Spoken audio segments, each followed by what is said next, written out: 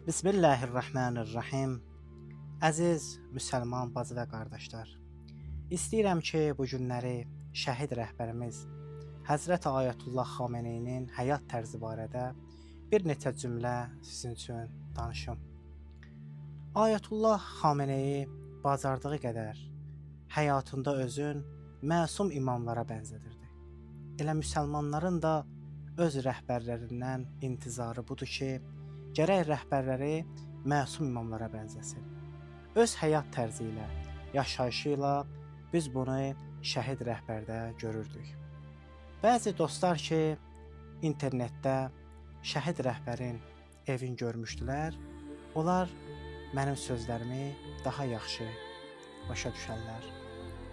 Müsəlmanlara rəhbər olan bir şəxs elə gərək həqiqətdə ən sadə müsəlman kimi yaşasın.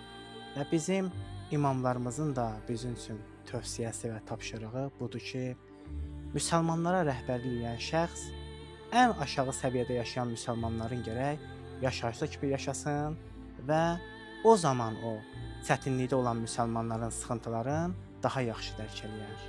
Vəssalamu aleykum və rəhmətullahi və bərəkətuhu.